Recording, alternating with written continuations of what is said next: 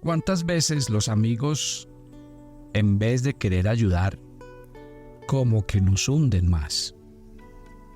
Qué fácil es opinar desde la barrera, mirar las cosas sin entender el trasfondo. Y eso es lo que nos va a contar la historia del día de hoy de los amigos de Job. Buenos días, soy el pastor Carlos Ríos y este es nuestro devocional Maná, una aventura diaria con Dios. Este viernes estaré en la ciudad de Tuluá, en el corazón del valle. Un evento que tendremos a partir de las 6:30 de la tarde, donde haremos el lanzamiento de nuestra agenda devocional 2024. El día sábado estaré a las 5 de la tarde en la ciudad de Cali. Así que ojo a la gente del Valle del Cauca que quiere ir, llevarse su agenda, compartir con nosotros. Y la próxima semana estaré en las ciudades de Bucaramanga el día viernes y el día sábado estaré en la ciudad de Bogotá. Muy atentos. Estamos hablando de Job. Gracias por escribirnos, gracias por sus comentarios ahí en el chat de el Devocional Maná en YouTube, donde nos escriben, nos hacen comentarios. Bueno, y tenemos la oportunidad de interactuar con ustedes. ¿Qué papel juegan los amigos en nuestras crisis? ¿Qué tanto daño hacen los comentarios? Pero sobre todo, ¿qué tanto incidimos nosotros cuando una persona está pasando mal en dar opiniones que a veces no tienen nada de espirituales? Yo quisiera que miráramos algunos de los comentarios de los amigos de Job para que luego lleguemos a algunas conclusiones de lo que significan y son los amigos en medio de las crisis. Lo primero que yo puedo interpretar es que los amigos de Job no son capaces de sobrellevar el misterio del sufrimiento que está viviendo a su amigo, así que sacan conclusiones apresuradas acerca de la fuente de su aflicción. El primero de ellos es Elifaz, quien dice que Job ha sido fuente de fortaleza para otros, y lo dice en el capítulo 4, versos 3 y 4. Sin embargo, este mismo hombre más adelante decide culpar directamente a Job de su sufrimiento y le dice: recuerda ahora, ¿quién siendo inocente ha perecido jamás? ¿O de dónde han sido destruidos los rectos? Por lo que yo he visto, los que harán iniquidad y los que siembran aflicción, esos ciegan. Y lo dice en este capítulo 4 de Job, versículos 7 y 8. El segundo amigo de Job es Bildad, quien dice casi lo mismo en el capítulo 8, verso 20. He aquí Dios no rechaza al íntegro, ni sostiene a los malhechores. Y el tercer amigo es Zofar, quien repite casi las mismas palabras en el capítulo 11 cuando le dice: si en tu mano hay iniquidad y la alejas de ti, y no persistas que la maldad more en tu casa, entonces levantarás tu rostro sin mancha y estarás firme y no temerás. Cuando yo miro el razonamiento de los tres amigos de Job, yo creo que sacan unas conclusiones que a veces no son nada espirituales, porque ellos están diciendo que Dios solamente envía calamidades a las personas malvadas, sacando entonces la conclusión de que si usted ha sufrido alguna calamidad, entonces usted es un malvado. Y Job mismo no acepta este argumento falso. Algunos cristianos sí lo hacen, pero hablar de la retribución divina que da por sentado que Dios bendice a aquellos que le son fieles y castiga a quienes pecan, esa afirmación no es completamente antibíblica, yo lo sé, pero hay muchos casos en los que Dios envía calamidades como un castigo, como lo hizo con Sodoma y muchos casos de la Biblia. Pero con frecuencia nuestras experiencias sí corroboran esa posición teológica, ya que en la mayoría de situaciones las cosas salen mejor cuando seguimos la enseñanza de Dios que cuando las olvidamos. Pero familia, Dios no siempre trabaja de esa manera. Miren a Jesús. Jesús padeció muchas cosas. ¿Y a dónde está cuando la Biblia dice que Jesús era un hombre sin pecado? En el caso de Job, vemos que esa teología de la retribución divina no es real, porque Dios dice que Job era un hombre justo. Y así lo dice el capítulo 1 y nosotros lo leímos, capítulo 1, versículo 8, capítulo 2, verso 3. De los mismos labios de Dios salió que era un hombre recto, justo, íntegro. Podríamos decir entonces que los amigos de Job no pueden lamentarse con él, y sí que menos reconocer que no tienen el criterio para juzgarlo. Están empecinados en defender a Dios acusando a Job. Y acuerde que el único que acusa es el diablo. Volvamos otra vez a algunos discursos de ellos. Porque ellos insisten en que detrás de la situación de Job tiene que haber un pecado. Vamos con Elifaz. Elifaz le dice en el capítulo 22, verso 5. No es grande tu maldad y sin fin tus iniquidades. Y luego inventa algunas acciones malas que le atribuye a Job. No dabas de beber el agua al cansado y le negabas pan al hambriento, en el 22:7. Despedías a las viudas con las manos vacías y quebrabas los vasos de los huérfanos, dice el 22:9. Ahora, el último discurso de Zofar señala que el malvado no disfrutará sus riquezas porque Dios hará que su estómago los vomite, en el 20:15. También dice, devuelve lo que ha ganado, no lo puede tragar. En cuanto a las riquezas de su comercio, no las puede disfrutar, 20:18. Y esta es una manera apropiada de corregir la mala conducta de un malvado, el cual ha oprimido y abandonado a los pobres y se ha apoderado de una casa que no construyó, dice el 20:19. Si ustedes leen todas estas afirmaciones que acabé de leer en estos versículos, usted sabe que estos casos no tenían nada que ver con la vida de Job. ¿Por qué Zofar está tan empecinado en inculparlo? Y a veces estamos muy dispuestos a seguir los pasos de Zofar cuando nuestros amigos entran en fracasos en el trabajo y en la vida. El libro de Job exige que comparemos nuestra percepción con los amigos de Job, porque nosotros también caemos en lo mismo. Ustedes y yo sabemos qué es correcto e incorrecto, y tenemos cierta la conciencia de las enseñanzas de Dios. Sin embargo, no conocemos los caminos de Dios. Cuando el salmista hablaba de los caminos de Dios, ¿sabe qué decía en el Salmo 139:6? Tal conocimiento es demasiado maravilloso para mí. Es muy elevado y no lo puedo alcanzar. ¿Cómo se atreve uno a decirle a un hijo de Dios, usted está pasando por esto y esto y esto? Porque es que usted... Cuando a veces lo que no sabemos es el tratamiento y el camino de Dios con cada persona. Elifaz, Bildad y Zofar se sientan enfrente de su amigo y como con una especie de postura teológica. En lugar de ayudarle y de consolarle, ¿sabe a qué se limitan? A juzgarle y hacerle responsable de su situación. O sea, ellos utilizan un discurso muy elaborado y supuestamente muy profundo sobre el conocimiento, el carácter y la actuación de Dios. Sin duda, no dejan de ser otra cosa sino discursos, pero ajenos a la realidad de su amigo. Y eso es lo que yo coloco en el título del devocional de hoy. Cuando los amigos no ayudan en las crisis.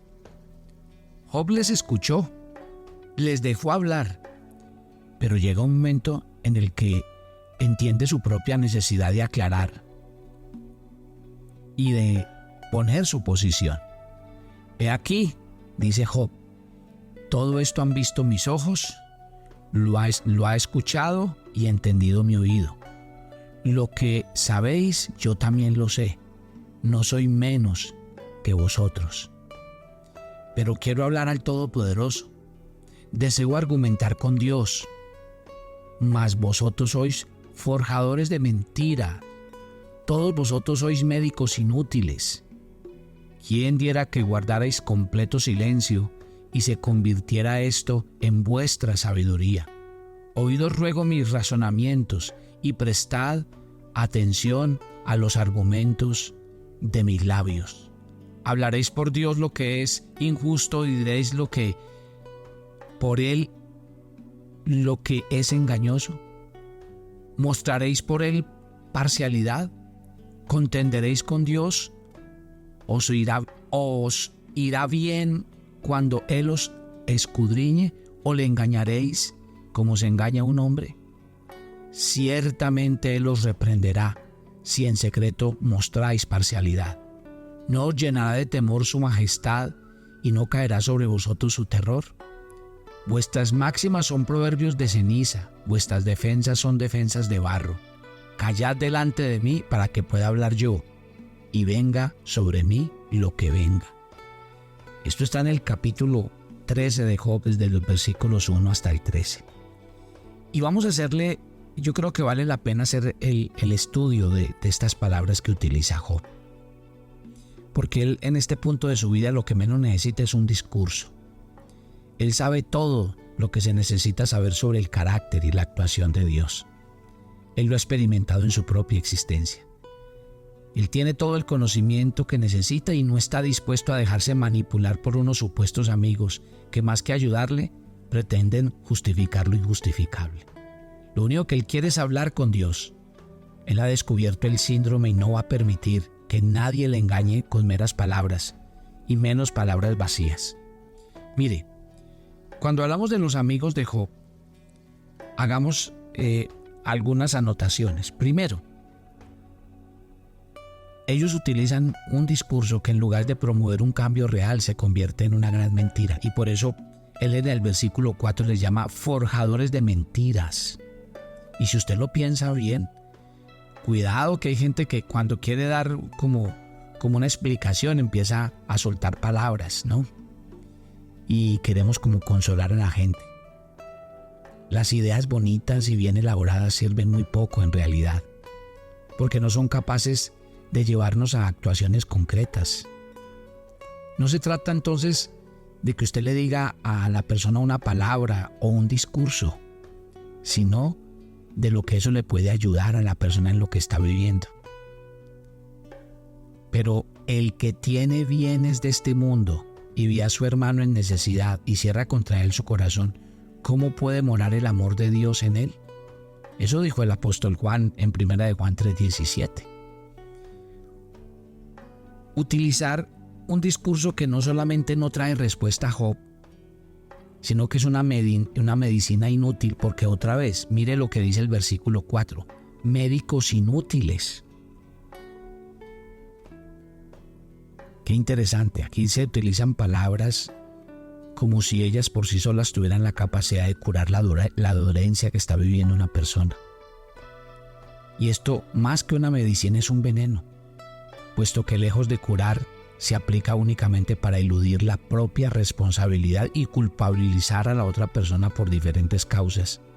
Utilizar un discurso y palabras para que parezca que Dios es injusto. Mire y verá, dice, hablaréis por Dios lo que es injusto. Mostraréis por Él parcialidad. Muchas veces, más de las necesarias, utilizamos las palabras de tal manera que parece que el único responsable de nuestra miseria y desgracia sea Dios. Sin embargo, Job, mucho más conocedor del verdadero carácter y de la actuación de Dios, él ofrece más bien otros pensamientos. Él dice, cuando las palabras no son absolutamente necesarias, entonces es mucho más recomendable y sabio guardar silencio. Miren lo que les dice en el verso 5. ¿Quién diera que guardarais completo silencio y se convirtiera en esto tu sabiduría? En muchas ocasiones la verdadera sabiduría no está en las palabras, sino en guardar silencio ante lo que no podemos explicar y sí que menos justificar. Otra cosa que dice Job, practicar algo que se llama la virtud de una escucha activa. ¿Y quién escucha activamente? Dice el verso 6. Oíd, os ruego, mis razonamientos y prestad atención a los argumentos de mis labios. Es que a veces oímos, pero oímos para responder.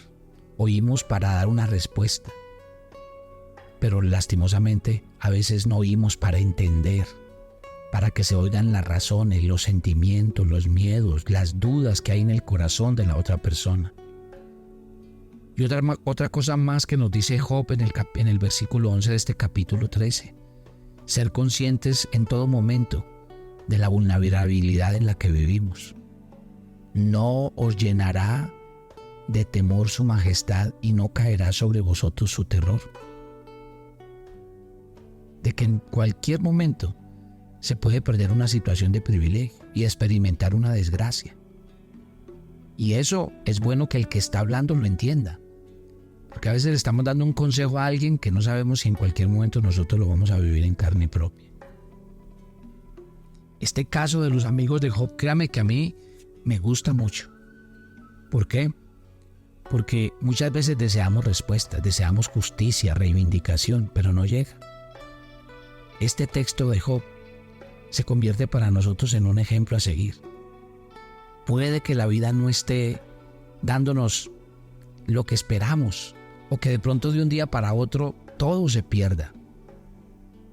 Pero no deje que el prójimo envenene su corazón con respecto a Dios, diciéndole que Dios es injusto o que Dios no es bueno.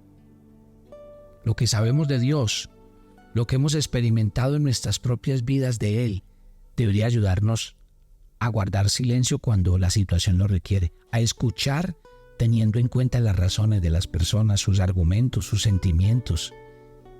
Y sobre todo debemos ser conscientes de que nosotros somos igualmente vulnerables y que en cualquier momento podemos encontrarnos en situaciones tan desagradables como las que están padeciendo los que nos rodean y que nosotros pretendemos darles es que una lección.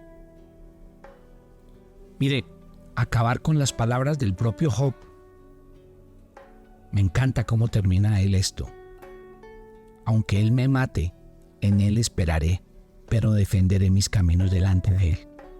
Él también será mi salvación, porque un impío no comparece en su presencia. Escuchad atentamente mis palabras y que mi declaración llene vuestros oídos. He aquí ahora yo he preparado mi causa, sé que seré justificado. Dice los versículos 15 al 18 de este Job capítulo 13. Padre, gracias por esta mañana y gracias por el comenzar de este nuevo día. Gracias por nuestros amigos y gracias por aquellos a los que nosotros queremos ayudar siendo nuestros amigos. Permítenos entender que hay momentos de sabiduría donde realmente lo que tenemos que hacer es orar por los otros. Que hay momentos de sabiduría donde lo que hay que hacer es aprender a callar o aprender a escuchar los argumentos y siempre ponernos en la condición de que lo que está pasando esa persona en cualquier momento lo puedo pasar yo. Que tu palabra me haga sabio y entendido y que tu bendición siempre repose sobre nuestras vidas. Nos encomendamos a ti, pedimos tu bendición y gracias por estar con nosotros en Cristo Jesús. Amén y amén. Bendiciones, los espero mañana.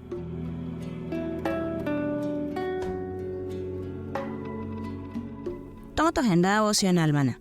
Hoy es el día 318 en nuestra agenda y el pasaje sugerido para la lectura en tu devocional personal el día de hoy es Apocalipsis 2, del 8 al 11. El Señor conoce nuestras necesidades y la oposición que experimentamos por ser sus hijos. No debemos temer si pasamos por pruebas. Por tanto, fortalécete en el Espíritu, permanece fiel y recibirás la corona de la vida. Te invitamos ahora a que respondas las preguntas que encuentras en tu agenda que te llevarán a conocer cada vez más a Dios y crecer en tu vida espiritual. Y para confirmar tus respuestas, visita nuestra cuenta de Facebook Devocional Maná o nuestra página web devocionalmaná.com.